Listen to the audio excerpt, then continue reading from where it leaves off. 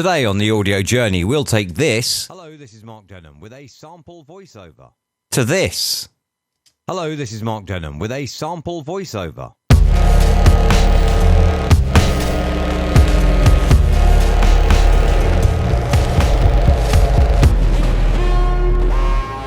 Hello, this is Mark Denham, radio presenter, audio producer, podcaster, and voiceover. Today on the audio journey, we're answering a question which has come in from Nick, and this is about the last bit that we did.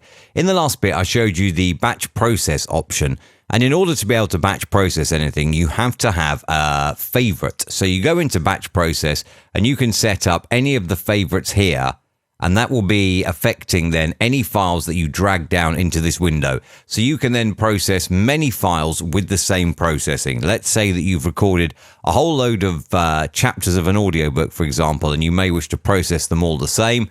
Drag them down here, apply the favorite. But in order to do that, you have to have a favorite. Nick's question is, how do you create a favorite and why would you use a favorite? Well, a favorite is just exactly as it says. It's a favorite set of processing that you may very well use. So we have this voiceover here, which as you can see is very, very quiet. Hello, this is Mark Denham with a sample voiceover. And not really standing out, to be honest, so far. So what we may then do is we'll go into our effects rack and we will start then creating a favorite. Start recording favorite. Everything that you do now will happen every time you run this favorite. So here we go. First things first, we're going to favorites and normalize to -1 decibels. We'll now go in and we will apply a bit of FFT filter and we will roll off the bass before we go any further using the high pass filter.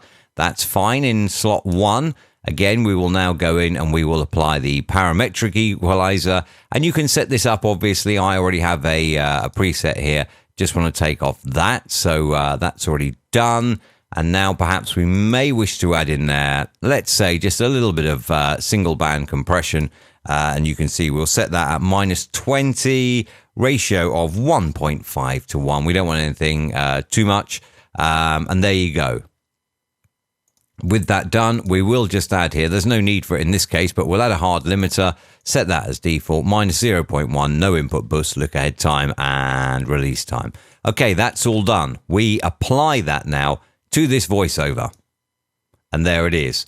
One final thing that we will do, favorites normalize to -0.1 decibels.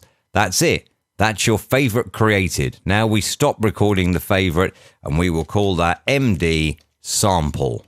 Okay? So that's done now. And we've created this. Hello, this is Mark Denham with a sample voiceover. There it is. Sounds much, much better. Let's go back and undo everything that we did. And we'll go back to the first state of the voiceover. Here it is. Hello, this is Mark Denham with a sample voiceover. Now, why did we create a favorite? Well, maybe I've recorded 100 sample voiceovers, or maybe I get one voiceover job every day and I need to process it the same. So I now go in, favorites, MD sample, just click on it and watch. There you are. It's done. Hello, this is Mark Denham with a sample voiceover. It's done. Now, if I had 10 voiceover sample files, I can go in here, drag that down to there, and then I've got MD sample. I can now run that. And that is how you create a favorite and why you would use one for a repetitive task. The same as if you are normalizing all of your audio. Perhaps you are a radio presenter and you're adding a whole load of new tunes. Yes, it will go through processing before it gets out either on the internet or on FM or DAB. Yes, it will. But it's better to have them starting the same. So again, you can now set that and run it. All you have to do first is make sure that you've created that favorite. So start recording favorites. Be very careful what you do, because once you click on start recording favorite, every action that you record, every action you do is recorded into that favorite. When you've done, stop recording favorite, give it a name. Now there is one final thing that you can do here. And again, I will undo this back to the start. If you go to Alt and K or Option and K, let's have a look for MD sample. There we are. There's the favorite we just created. I'm going to drag it up onto the Z key because the Z key is free. Okay. So now when I finish recording my audio, if I just click on the Z key, does it for me. Don't even have to go to the favorites menu. So you can either apply that to files individually. If you're recording a voiceover and you want to process it quickly with a standard set of processing, hit the Z key. Assign it to whatever key you want, obviously. In my case, I put it on Z. And that's it. It's done. If you are recording maybe 10 voiceovers and you want them all processed the same, then drag them down into the batch process window. And that is how it's done. That's how favorites work. And to be fair, they're well worth taking the time to learn and to set up because it can save you so much time. Obviously, when you are working in the multi-track and you have a set of presets, in the multi-track, I'm just going to start a new multi-track file here based on a none template.